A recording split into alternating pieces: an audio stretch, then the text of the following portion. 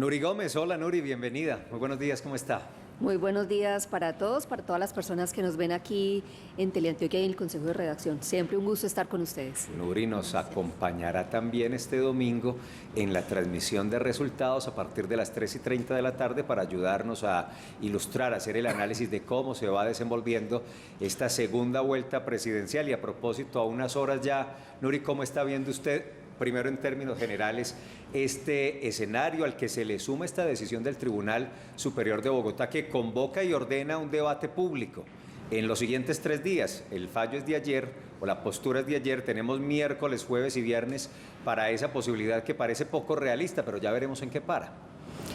Es muy interesante lo que está pasando con las campañas, porque estos tiempos extras que estamos viviendo desde el domingo, después de los resultados del 29 de mayo, nos muestran efectivamente que hay un caos, no solamente en la ciudadanía, porque es un cabeza a cabeza absoluto entre los candidatos, no solamente por las encuestas, sino por los tracking que nos están mostrando los diferentes medios de comunicación, pero también encontramos que hay una decantación en cada uno de los grupos políticos, hacia quién darle, por supuesto, su aprobación y su apoyo.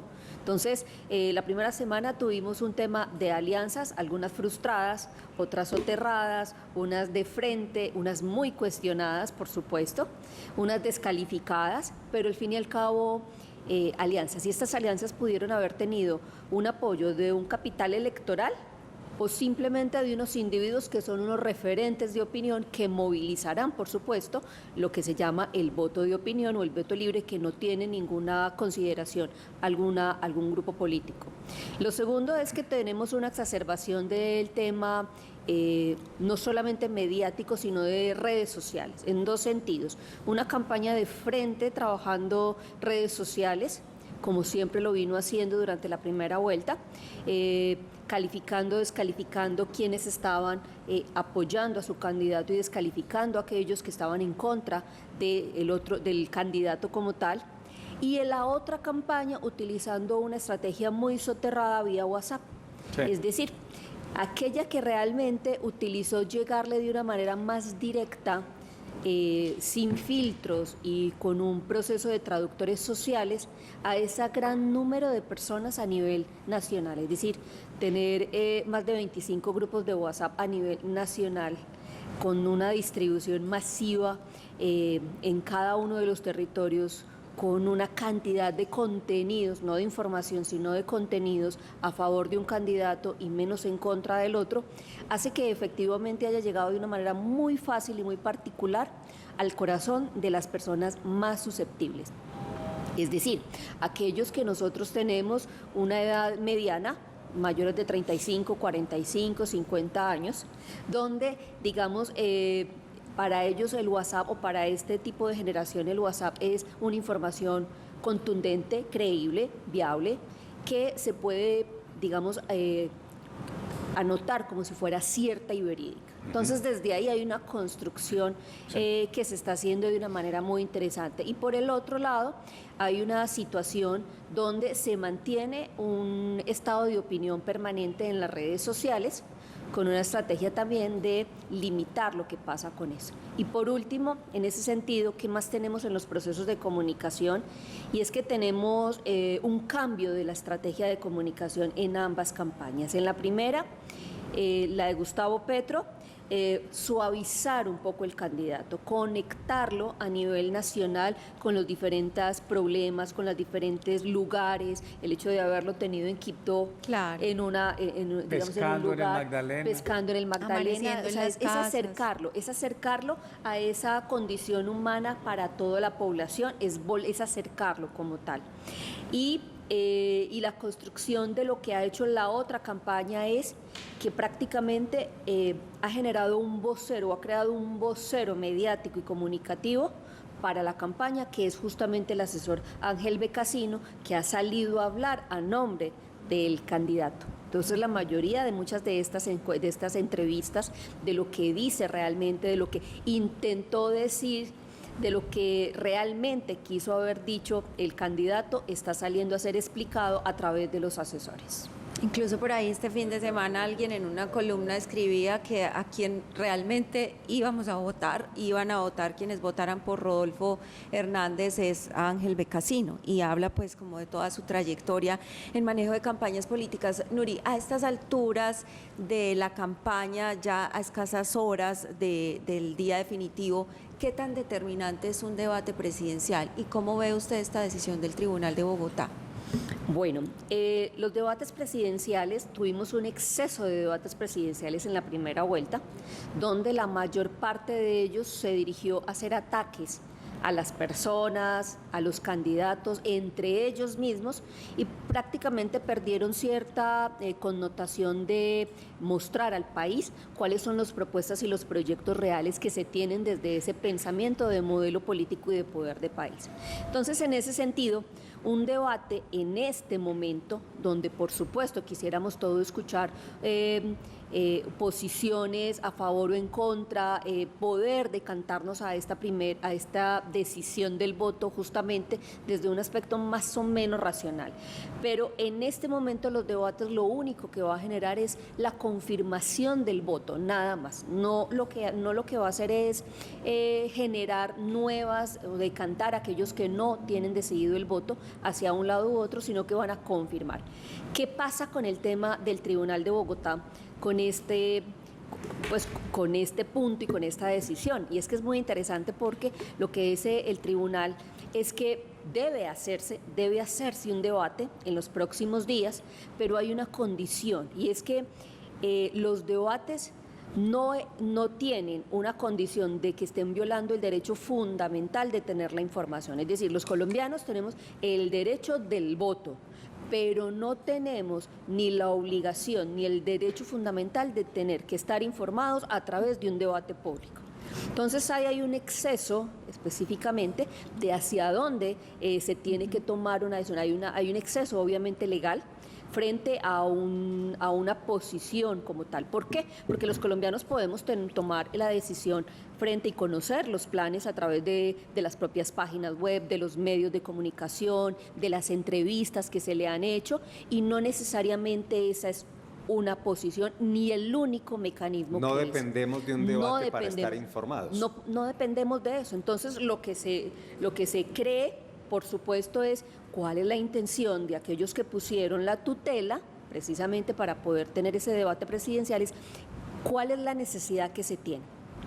Una exposición de un candidato que en primera vuelta rechazó la participación, ambos rechazaron la participación en los debates electorales, o una confrontación para construir nuevos contenidos que permita decantar hacia un lado u otro una decisión del voto. Entonces se puede tomar desde cualquier punto de vista, ya sea que fue una estrategia de una campaña para obligar al otro.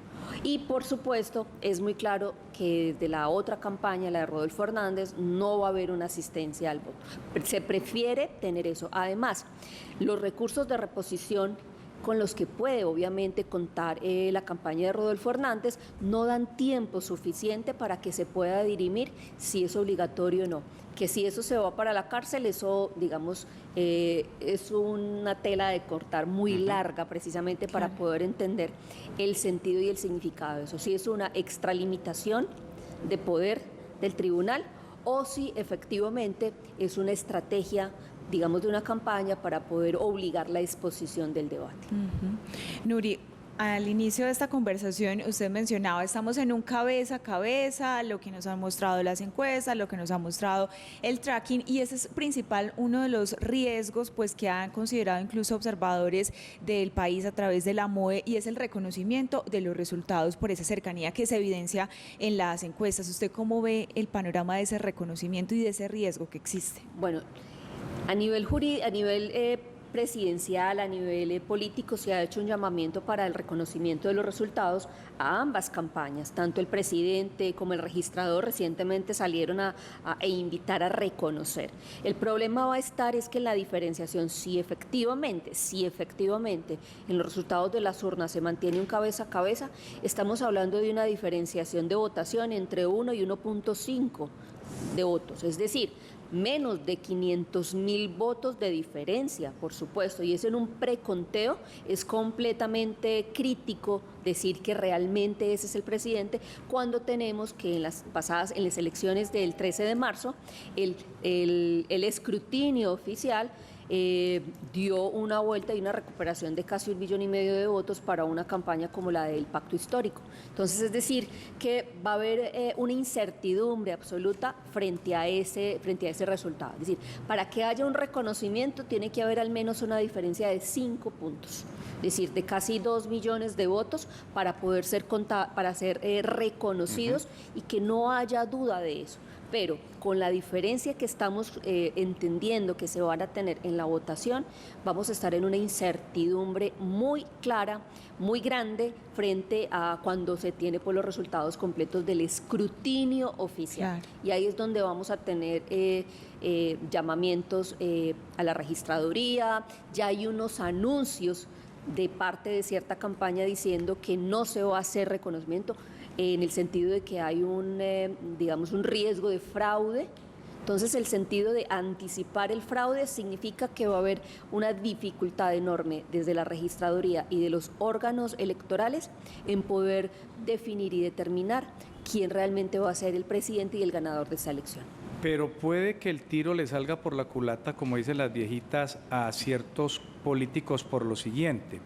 Cuando el candidato Petro dice y le preguntan todo, ¿usted va a reconocer los resultados? Él dice claramente estas palabras: ¿los reconozco si hay transparencia? ¿Qué es transparencia para el candidato?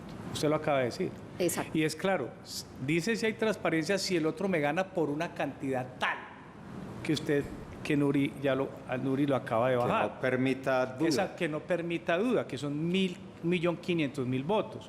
Pero eso que yo le pregunto esto podría incidir, esas declaraciones de la hija de Petro, decir la tal transparencia que se resume en una diferencia grande, en que la persona que a esta hora no está viendo, ese votante que está indeciso o que ayer dijo voto en blanco, diga, no, yo salgo a votar. Eso puede pasar. No invita tanto a que haya un voto real, ¿sí? Es decir, eso no va a decantar a alguien. ¿Por qué? Porque la decisión ya está, la decisión está realmente tomada. Ahora, en quién realmente sí puede tomar una posición, yo sí salgo a votar, en ese 3.5 de indecisos, 5 más o 5% de blanco, y desde ahí puede realmente dar un cambio en el voto. O sea, en el indeciso y en el voto en blanco. Y en el voto en blanco, porque después de estas elecciones del 29 de mayo, por supuesto, sabemos que va a crecer el voto en blanco. Hay un llamado de ciertos sectores políticos, de ciertos líderes políticos que han dicho efectivamente nosotros vamos a votar en blanco, y hay una defensa del voto en blanco. Por supuesto, ¿qué más tenemos? Tenemos que hay un proceso judicial donde están buscando quitar el voto en blanco del tarjetón, lo cual no es legal, lo cual no es real. ¿Por qué? Porque esto lo que hace es decirle al colombiano: usted no tiene más opciones, usted tiene que ir por el uno o por el otro, y no le permite una tercería, que es un voto simbólico totalmente permitido en la legislación colombiana, precisamente para manifestar el no estar de acuerdo con ninguna de las dos opciones. El hecho de tener dos hijas, obviamente como protagonistas en esta contienda electoral, es interesante porque la una está en el tema de la hija de Rodolfo Hernández, con todo el tema del secuestro y todo lo que hay, velado, no velado, real, no real, frente a lo que ha pasado con ella, y la hija de Gustavo Petro generando unas declaraciones que pueden ser tomadas como una especie de incendiarios. ¿Por qué? Porque es que en política todo es absoluto, todo es comunicación. Y todo calculado. Y todo calculado. Entonces, el hecho de tener, esto no realmente va a movilizar al elector que falta porque ya está seguro, sino al que falta por decantarse. Pero sí puede hacer un llamado a que haya un crecimiento de un sentimiento de malestar en el colombiano, de no aceptar y de manifestarse en ese sentido. Esperamos que no haya un llamado justamente a una rebelión, a unas condiciones de protesta que cambien y generen una crisis en el país donde realmente no la necesitamos. Es decir, una campaña no puede hacer un llamado al país a que solamente su decisión, solamente son aceptadas las elecciones si se ganan de esa posición. No es ni democrático, ni ético, ni legal un llamamiento de eso en el país por ninguna de las dos campañas políticas. Ya vamos a cerrar esta conversación con Nuri Gómez, pero antes regresemos a la noticia del día, uno de los hechos informativos más importantes a esta hora, que ocurre en el municipio de Caldas, donde se presentó un deslizamiento en masa que destruyó 3 viviendas, pero que tiene en este momento a una persona desaparecida. Suponen los vecinos y las autoridades que esa persona es un adulto mayor que está atrapado bajo el alud del deslizamiento en masa. Beatriz Rojas está con una de las personas afectadas, damnificadas y que tal vez literalmente se salvó de esta situación que se presentó en la transición de la noche de ayer a la madrugada de hoy. Beatriz, en Caldas.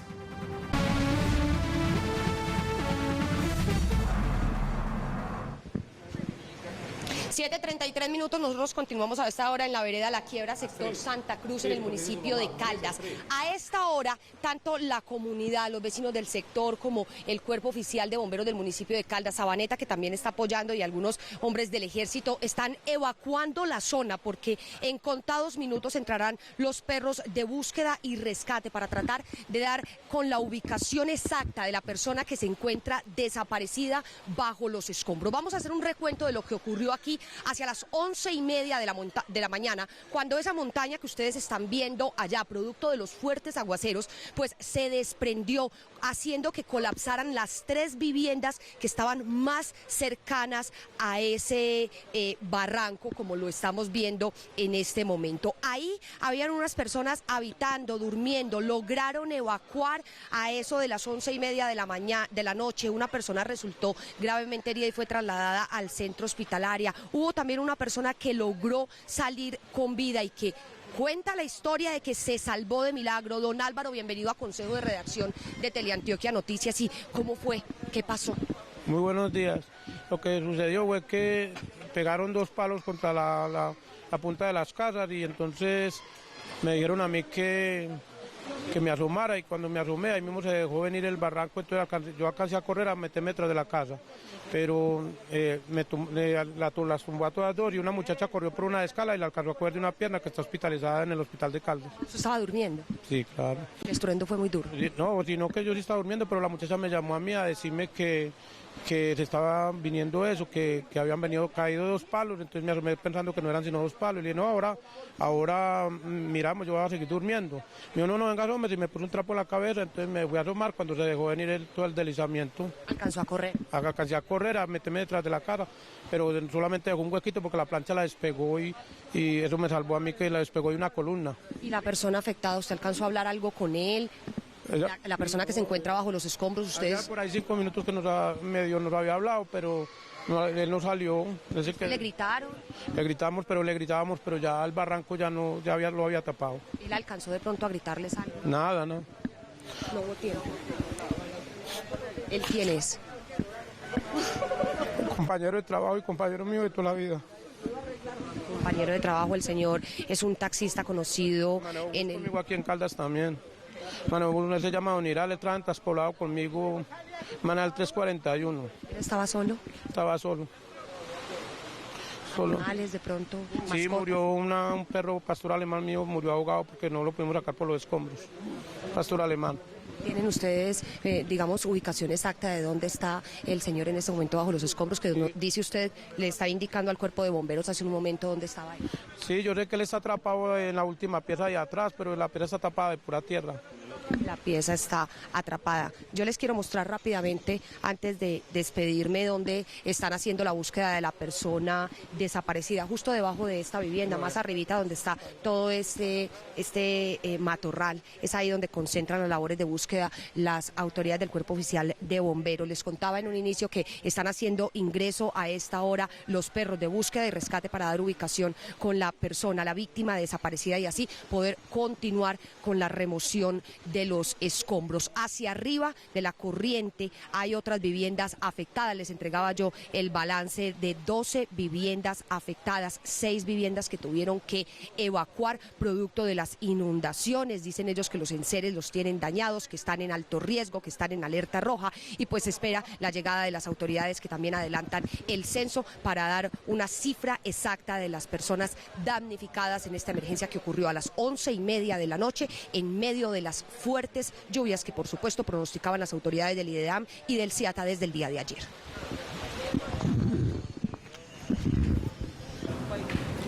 Lluvias, Beatriz, que no nos dan tregua, y la temporada así tal cual se mantendrá. Una tragedia en el municipio de Caldas, confirman los vecinos, los residentes en la zona.